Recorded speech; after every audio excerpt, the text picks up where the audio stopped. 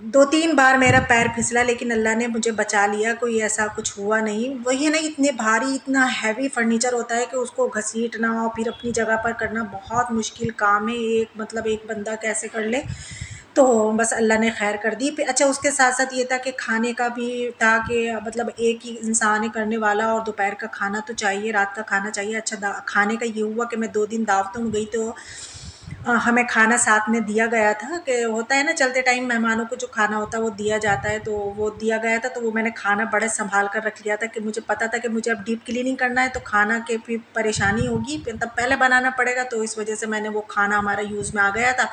वही सालन मैंने गर्म कर लिए थे, और साथ साथ बस बाहर से तंदूर की जो रोटी होती है ना, नान, वो मंगा लिए थे मैंने। तो हमारे इस तरीके से लंच और डिनर भी हो गया, और मेरी ये सारी डीप क्लीनिंग भी होगी। 2 दिन इस तरीके से मैंने करा।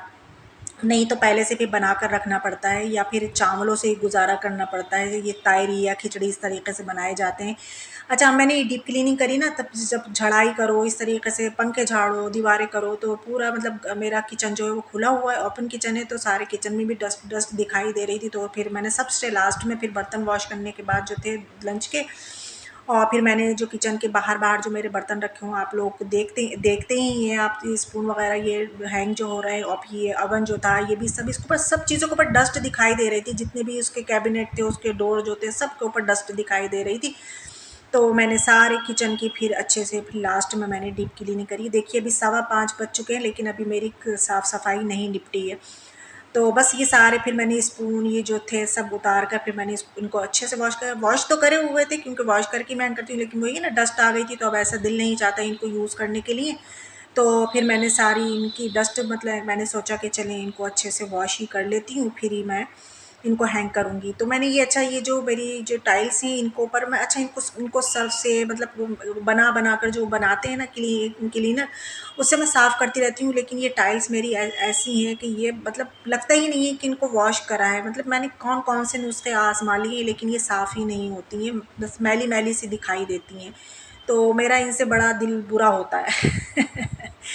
तो यहाँ पर मैंने ये सारे बर्तन जो थे ना, मैंने फिर इनको कपड़े से खुशक करके और मैंने हैंग कर दिए थे। मैंने कहा अगर मैं वहाँ रखूँगी तो ऑलरेडी वहाँ पर इतने सारे बर्तन हैं, तो फिर वहाँ पर और भी ज़्यादा मतलब ढेर लग जाएगा, एक बारात हो जाएगी बर्तनों की। तो मैंने हैंग कर दिए थे।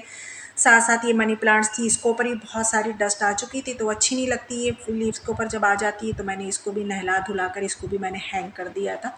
अब मेरा पूरा घर जो है ना वो चमचमाने लगा है, इतना अच्छा लगता है, सुकून मिलता है जब घर को देखो साफ़ सफाई करके, जब घर को देखो ना, तो बड़ी दिल को सुकून और राहत मिलती है कि हमारी मेहनत जो है वो वसूल हो गई। तो बस अब ये काउंट